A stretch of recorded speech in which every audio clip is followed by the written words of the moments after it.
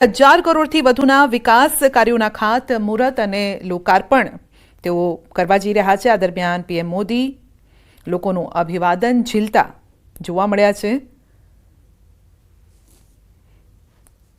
તો આજના જે અલગ અલગ કાર્યક્રમ છે તેને નિહાળવા માટે પણ અને તેમાં ભાગ લેવા માટે પણ લોકો દૂર દૂરથી આવ્યા છે। ખાસ કરીને જીએમડીસીનો પણ જે કાર્યક્રમ છે તેમાં 1800 બસમાં લોકો આવ્યા છે, દૂર દૂરથી આવ્યા છે પીએમને સાંભળવા માટે અને પીએમનો અભિવાદન ઝીલવા માટે।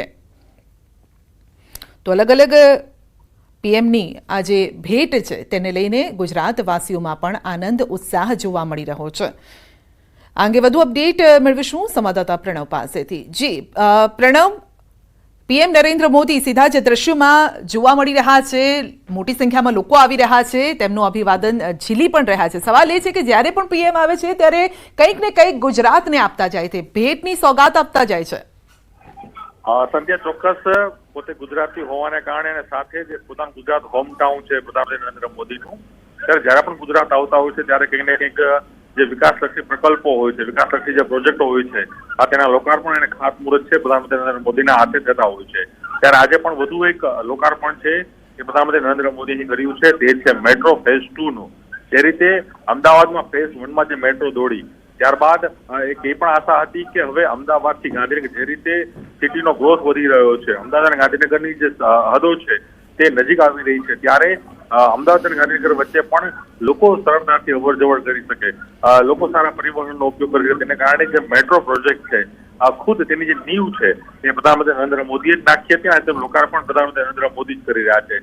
જે આ ફેઝ 2 છે તે ગાંધીનગર સેક્ટર 1 થી લઈને જે ગિફ્ટ સિટી છે ત્યાં સુધી આ મેટ્રો છે એ દોડવાની છે। તો સાથે સૌથી મોટી વાત એ છે કે આ મેટ્રોના કારણે જે કનેક્ટિવિટી છે જે ટ્રાન્સપોર્ટની એ ઘણી બધી ઈઝી થશે। જે રીતે અમદાવાદ શહેરનો પણ વ્યાપ વધી રહ્યો છે, ગાંધીનગર પણ વધી રહ્યું છે, ત્યારે ગાંધીનગર અમદાવાદને સરળતાથી એક કહી શકાય કે પબ્લિક ટ્રાન્સપોર્ટ ઈઝીલી મળી શકે અને સાથે ઝડપી મળી શકે તે પ્રકારનો પ્રયાસ છે। જે રીતે પ્રધાનમંત્રી નરેન્દ્ર મોદી ગુજરાતમાં હોય અને ગુજરાતને ભેટ ન મળે, ગુજરાતને વિકાસલક્ષી પ્રકલ્પો ન મળે તે ના જ બને। આજે પણ જ્યારે તેઓ મેટ્રોની મુલાકાત કરી રહ્યા છે, લોકોનું અભિવાદન કરી રહ્યા છે અને મોટી સંખ્યામાં લોકો પણ નરેન્દ્ર મોદીની એક ઝલક લેવા માટે। સંજય, એ પણ મહત્વપૂર્ણ છે કે જ્યારે પ્રધાનમંત્રી નરેન્દ્ર મોદી ત્રીજી વખત નરેન્દ્ર મોદી પ્રધાનમંત્રીનું કાર્યભાર સંભાળે છે, ત્યારબાદ તેની આ પહેલી મુલાકાત વિશેષ ગુજરાત માટે પણ બની રહે છે અને ગુજરાતીઓ માટે પણ બની રહે છે, કારણ કે પ્રધાનમંત્રી નરેન્દ્ર મોદી જ્યારે સર્વાધિક સૌથી વધુ એક મોટા નેતા તરીકે જ્યારે ઉપસી આવ્યા છે, બહાર આવી રહ્યા છે, ત્યારે ત્રીજી વખત પ્રધાનમંત્રી બને છે ભારત દેશના, ત્યારે તેઓ પોતાના હોમટાઉન ગુજરાતમાં આવતા હોય છે। ત્યારે હોમટાઉન ગુજરાતની અંદર પણ તેનું સ્વાગત થાય, તેને લઈને સરકાર પણ જે કમર કસી રહી હતી, સાથે જ જનતા પણ માત્ર એક ઝલક નરેન્દ્ર મોદીની જે ચાહના છે તે હજુ પણ અકબંધ જોવા મળી રહી છે। લોકો ચાહનાથી નરેન્દ્ર મોદીને જોવા માટે પણ દૂર દૂરથી આવતા હોય છે। ત્યારે જ્યારે તેઓ સવારે પણ મહાત્મા જે મંદિર છે ત્યાં તેઓએ જે કહી શકાય ગ્લોબલ એનર્જી સમિટ જે હતી તેને ચોથી સમિટનો તેનો પ્રારંભ કરાવ્યો, તેમાં પણ મોટી સંખ્યામાં બહારના વિદેશના પણ ડેલિગેટ્સ અહીં પહોંચ્યા હતા અને મોદીની જે વાત હતી, જે એક ગ્લોબલી ભારત કઈ રીતે આગળ આવી રહ્યું છે તેની જે વાત મૂકી રહ્યા હતા, ત્યારે પણ તમામ લોકોએ તેને સમર્થન આપ્યું હતું। ત્યારે આજે ફરી જ્યારે તેઓ મેટ્રો જે ફેઝ 2 જે છે સેક્ટર 1 ગાંધીનગરથી તેઓ ખુદ એ મુસાફરી કરવાના છે, ત્યાંથી તેઓ સીધા ગિફ્ટ સિટી જશે, ગિફ્ટ સિટી છે રાજભવનથી, ત્યારબાદ તેઓ જીએમડીસી ગ્રાઉન્ડ ખાતે પહોંચવાના છે। સંજ્યા, તેમાં પણ જીએમડીસી ગ્રાઉન્ડ ખાતે પણ કાર્યકર્તાઓ અભિવાદન કરવાના છે। અન્ય મહાનગરપાલિકાઓ, રાજ્ય સરકારની પણ અનેક વિકાસલક્ષી યોજનાઓ છે તેનો તેઓ ખાતમુહૂર્ત લોકાર્પણ કરવાના છે। મેં ખાસ કરીને 8000 કરોડ જેટલી જે વિકાસલક્ષી પ્રકલ્પો છે, વિકાસલક્ષી જે પ્રોજેક્ટો છે તેના લોકાર્પણ અને ખાતમુહૂર્ત પ્રધાનમંત્રી નરેન્દ્ર મોદીના હાથે થવાના છે। એમાં પણ ખાસ જે સૌથી વિશેષ જે છે, પ્રધાનમંત્રી નરેન્દ્ર મોદીએ પોતાની સ્પીચમાં પણ જ્યારે તેઓ ગાંધીનગર હતા ત્યારે પણ તેઓ વાત મૂકી હતી કે જે રીતે આવાસો આપવાની જે વાત છે, કદાચ ભારત એવો એક દેશ હશે કે જે 7 કરોડ પરિવારોને આવાસો ફાળવી રહ્યા છે। કદાચ કોઈ એક દેશની વસ્તી પણ નહીં હોય એટલા આવાસો છે એ કેન્દ્ર સરકાર છે ભારતભરમાં આપી રહી છે। અત્યાર સુધીનો જે 4 કરોડનો લક્ષ્યાંક છે તે પૂર્ણ કરી દેવામાં આવ્યો છે। હજુ પણ નવા 3 કરોડ લક્ષ્યાંક સાથે 7 કરોડ જેટલા મકાનો બનાવવાની જે કહી શકાય કે પ્રક્રિયા છે એ કેન્દ્ર સરકારે અહીં હાથ ધરી છે। એટલે નરેન્દ્ર મોદીએ પણ પોતાની સ્પીચમાં એ પણ અહીં કહ્યું હતું જ્યારે તેઓ ગાંધીનગર હતા કે ઘણા લોકો સ્ટ્રેસ કરી રહ્યા હતા મને, પરંતુ નરેન્દ્ર મોદી છે એ વાત કરીને પણ લોકો સમક્ષ જે કહી શકાય કે પોતાની વાત મૂકી હતી, પરંતુ ત્યારે પણ તેનું અભિવાદન છે અહીં તમામ બેઠા લોકોએ કર્યું હતું. જી પ્રણવ, એટલે અહીંયા ડાયલોગ પણ યાદ આવે છે, જો મેં કહેતા હું વો મેં કરતા હું. એ વાત અહીંયા સાચી સાબિત પણ થઈ રહી છે. સવાલ અહીંયા એ છે કે આ જે ફેઝ છે મેટ્રોનો, એ કનેક્ટિવિટી મોટેરાથી ગાંધીનગર કેટલી સરળ થવાની છે લોકો માટે? નોકરિયાત વર્ગ હોય, સ્ટુડન્ટ હોય, કર્મચારી હોય, કેટલી સરળતા રહેશે એ લોકો માટે? સંધ્યા, ચોક્કસ જે મેટ્રો પ્રોજેક્ટ છે એ એટલા માટે મહત્વપૂર્ણ બની રહે છે. જે રીતે અમદાવાદ શહેરનો પણ વ્યાપ વધી રહ્યો છે, અમદાવાદ શહેરમાં પણ જે રીતે ટ્રાફિકનો સૌથી મોટો એક પ્રશ્ન આવી રહ્યો છે, ત્યારે પબ્લિક ટ્રાન્સપોર્ટ કઈ રીતે ઇઝી બને તેને લઈને જ પ્રધાનમંત્રી નરેન્દ્ર મોદી જયારે ગુજરાતના મુખ્યમંત્રી હતા ત્યારે પણ તેઓ એની નીંવ ખુદ ગુજરાતમાં મૂકનાર જો કોઈ વ્યક્તિ હોય તો એ નરેન્દ્ર મોદી હતા. નરેન્દ્ર મોદી જ આ નીંવ છે એ મેટ્રોની મૂકી હતી, અને આજે મેટ્રો છે જે ફેઝ 1 છે એ ચાલી રહ્યું છે, તેમાં પણ પર ડે હજારોની સંખ્યામાં જે લોકો છે, વસ્ત્રાલથી લઈને થલતેજનો વિસ્તાર હોય કે પછી મોટેરા સ્ટેડિયમથી લઈને આપ વેજલપુર સુધીનો લઈ લો, એ તમામ લોકો હજારોની સંખ્યામાં લોકો આજે ટ્રાન્સપોર્ટનો ઉપયોગ કરી રહ્યા છે, તે પણ ઓછા સમયની અંદર.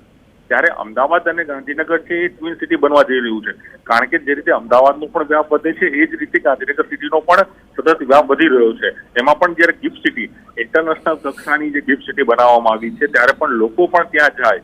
વિદેશોમાં પણ જે રીતે જોવા મળતું હોય છે, જાપાનથી અન્ય કન્ટ્રીઓ હોય છે કે જેની અંદર મેટ્રો વધુ લોકો ઉપયોગ કરતા હોય છે. ભારતમાં દિલ્હી, મુંબઈ, અન્ય પણ એવા શહેરો છે કે જેની અંદર મેટ્રોનો વધુ ઉપયોગ લોકો કરી રહ્યા છે. ત્યારે અમદાવાદ અને ગાંધીનગરની પ્રજાને પણ મેટ્રો સરળતાથી મળી રહે, મેટ્રોનો વધુ લોકો ઉપયોગ કરે, તેના પ્રયાસ અંતર્ગત જ આ જે પ્રોજેક્ટ છે ફેઝ 2 જે મેટ્રો છે તે સેક્ટર 1 થી, ગાંધીનગર સેક્ટર 1 થી લઈને ગિફ્ટ સિટી સુધી શરૂ થઈ રહ્યો છે. હજુ પણ જે કહી શકાય કે મેટ્રો વધવાની છે, હજુ પણ આગળ પ્રોજેક્ટ કામગીરી ચાલી રહી છે, પરંતુ હાલ જે ફેઝ 1 સંપૂર્ણ પૂરો થયો છે, ફેઝ 2 નો એક ભાગ છે જેમાં ગિફ્ટ સિટી સુધી લોકોને પહોંચવું હોય. એટલે પહેલા એવું હતું સંધ્યા કે લોકો જયારે પોતાના વ્હીકલ સાથે તો કલાકો થતા હતા અમદાવાદથી ગાંધીનગર પહોંચવાના, પરંતુ જે રીતે મેટ્રો શરૂ થશે અને મેટ્રોના કારણે લોકો છે માત્ર મિનિટોની અંદર એ અમદાવાદથી ગાંધીનગરથી અમદાવાદ પહોંચી જશે. કારણ કે અમદાવાદના પણ અનેક એવા પરિવારો છે કે અનેક લોકો છે કે જે ગાંધીનગરમાં જોબ કરતા હોય છે, ગાંધીનગર પણ અનેક એવા લોકો છે જે અમદાવાદમાં જોબ કરતા હોય છે. ત્યારે તેઓની અવર જવર માટેનું સૌથી સરળ અને સૌથી ફાસ્ટ જો કોઈ જે કહી શકાય કે પબ્લિક ટ્રાન્સપોર્ટ હોય તો એ મેટ્રો બની રહેશે. તેના જ કારણે પ્રધાનમંત્રી નરેન્દ્ર મોદી એના ઉપર રસ લઈ રહ્યા છે. હું ફરી એ કહીશ કે પ્રધાનમંત્રી નરેન્દ્ર મોદી જેની નીંવ મૂકી હતી તેનું લોકાર્પણ પ્રધાનમંત્રી નરેન્દ્ર મોદી કરી રહ્યા છે. ફેઝ 1માં પણ જયારે શરૂ કરવામાં ત્યારે પણ લોકો, હજારોની સંખ્યામાં લોકો જોવા મળી રહ્યા છે, અને આજે પણ તેનો ઉપયોગ છે મેટ્રોનો હજારોની સંખ્યામાં લોકો કરી રહ્યા છે. ત્યારે આ જે ફેઝ 2 છે એ અનેક લોકો માટે, અવર જવર માટે, નોકરિયાત વર્ગ માટે સૌથી લાભદાયક સાબિત થશે. જી બિલકુલ પ્રણવ, આ સાથે જ પીએમ નરેન્દ્ર મોદી જ્યારે મેટ્રોમાં જે મુસાફરી પણ કરવાના છે તો એનાથી એ સંદેશ પણ, કારણ કે ઓલરેડી ત્યાં પહોંચી ચૂક્યા છે અને મેટ્રોમાં મુસાફરી કરવાના છે, તો અહીંયાથી એક સંદેશ પણ તેઓ આપી રહ્યા છે કે પબ્લિક ટ્રાન્સપોર્ટનો પણ લોકોએ ઉપયોગ કરવો જોઈએ. જરૂરી નથી કે બધા જ પોતાના વાહન લઈને નીકળે, કારણ કે ટ્રાફિકની એટલી સમસ્યા થાય છે, પોલ્યુશનની એટલી સમસ્યા થાય છે. આ સાથે જ ઘણી વખતે આપણે સમયસર પહોંચી નથી શકતા. એવા સમયે આ ટ્રાન્સપોર્ટેશનની જે સુવિધા સરકાર તરફથી આપણને મળી રહી છે એનો પણ ઉપયોગ કરવો જોઈએ, એવો સંદેશ, સીધો સંદેશ અહીંયાથી આપવા જઈ રહ્યા છે. ચોક્કસ, કારણ કે સંધ્યા જે રીતે પ્રધાનમંત્રી નરેન્દ્ર મોદી દિલ્હીમાં પણ આ જ રીતે જયારે એ સમયે પણ એ લોકો મેટ્રોની મુસાફરી પ્રધાનમંત્રી નરેન્દ્ર મોદી કરી ચૂક્યા છે, તેમાં પણ લોકોને એક મેસેજ આપવાનો પ્રયાસ પ્રધાનમંત્રી નરેન્દ્ર મોદી કર્યો હતો. અને અહીં પણ તેઓ ખુદ ઈ ચલણના માધ્યમથી, એટલે ઈ ટિકિટના માધ્યમથી તેઓ મુસાફરી કરવાના છે. એટલે એ પણ એક મેસેજ આપવાનો પ્રયાસ કરી રહ્યા છે કે જે રીતે યુપીઆઈ નો સૌથી વધુ લોકો ઉપયોગ કરી રહ્યા છે, એટલે એનો પણ ઉપયોગ થાય, જેના કારણે જે છૂટા પૈસા દેવાની જે મગજમારી થતી છે તે ન થાય, અને સાથે જે ટ્રાન્સપોર્ટ છે એ વધુ ઇઝી બને. તેમાં પણ ઈ ટિકિટનો માધ્યમથી પ્રધાનમંત્રી